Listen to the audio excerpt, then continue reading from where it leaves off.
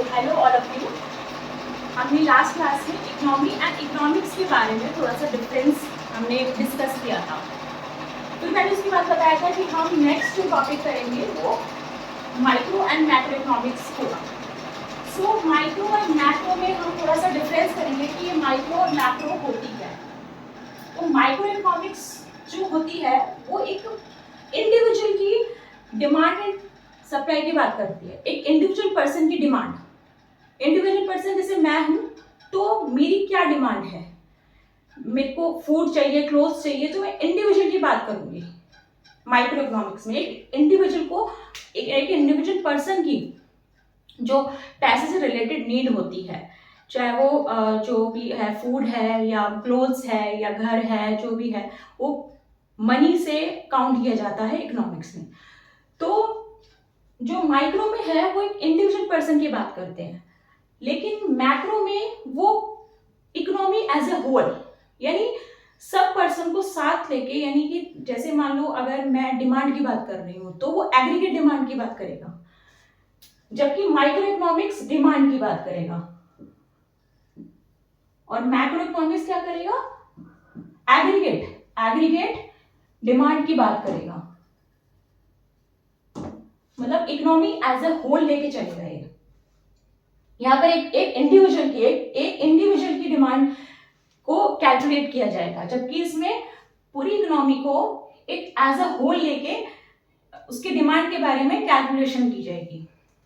ऐसे ही यहाँ जो डिफरेंस होता है एक सप्लाई का, एक इंडिविजुअल ऑर्गेनाइजेशन की सप्लाई क्या है, मतलब एक इंडिविजुअल पर्सन जो एक बिजनेस चला रहा है, कुछ भी बिजनेस चला रहा है, वो कितने अपनी सप्लाई कर पा रहा है मार्केट में।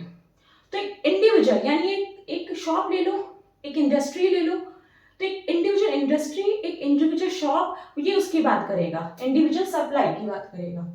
जबकि जो मैक्रो इकोनॉमिक्स क्या करता है, वो एग्रीगेट सप्लाई की बात करता है। एग्रीगेट सप्लाई मतलब पूरी इकोनॉमी में जितनी भी इंडस्ट्रीज हैं, जितने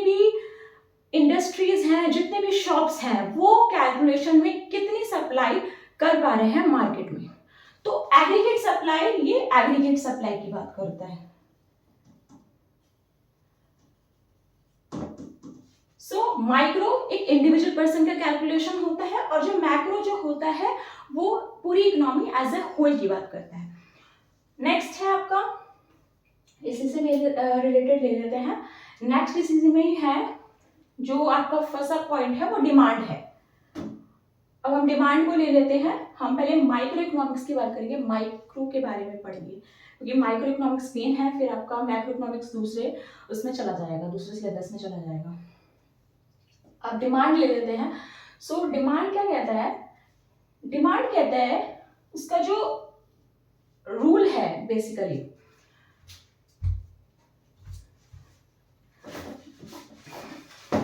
डिमांड का जो रूल है वो कहता है कि अगर किसी भी थिंग, यानी किसी भी कोई भी चीज है, उसका जो मार्केट में प्राइस है वो कम हो जाता है तो उसकी डिमांड बढ़ जाती है। डिमांड का रूल जो अप्लाई होता है वो ये अप्लाई होता है। डिमांड ये कहती है कि मेरी अगर प्राइस किसी चीज का कम हो जाता है, यानी प्राइस किसी चीज का कम हो जाता है, तो क्या होगा, उसकी जो डिमांड होगी वो इंक्रीज कर जाएगी। तो डिमांड के जो रूल में, ये ऑपरेशन में ये अप्लाई होता है कि प्राइस कम होने से किसी भी चीज का उसकी डिमांड बढ़ जाती है। जबकि सप्लाई, अगर मैं सप्लाई की बात करूं तो सप्लाई में सेम डायरेक्शन में, अगर किसी चीज के प्राइस बढ़ जाता है,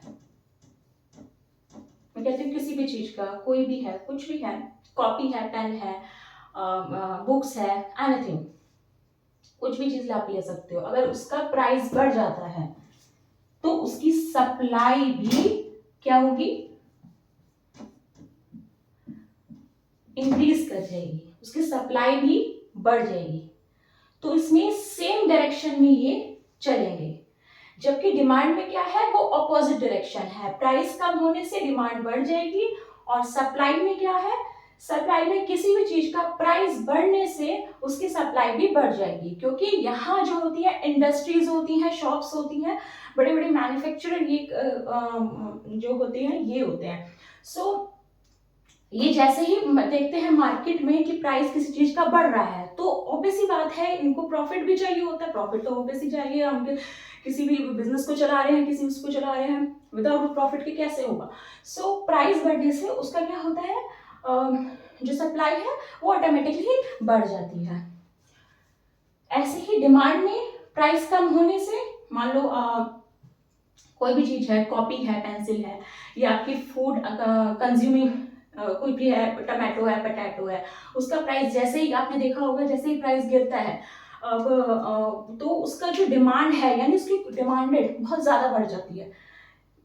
अभी मान लो पोटैटो का प्राइस मैं कह दूं 50 रुपए किलो है, तो लोग थोड़ा सा क्वांटिटी कम में ही खरीदते हैं, क्वांटिटी कम कर देंगे।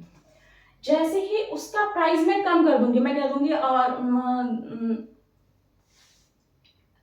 10 कह देती हूँ, 10 kg, 10 रुपए किलो कह देती हूँ, तो वैसे ही क्या होगा, जैसे ही उसका प्राइस कम हुआ, आपने देखा उससे क्या हुआ, उसकी जो डिमांड है वो बढ़ गई और लोग ज्यादा से ज्यादा उसको लेने लगे। तो ये डिफरेंस है इन दोनों में। Thank you so much. आज का टॉपिक इतना ही। हम नेक्स्ट में आपका open economy, close economy and mixed economy की बात करेंगे।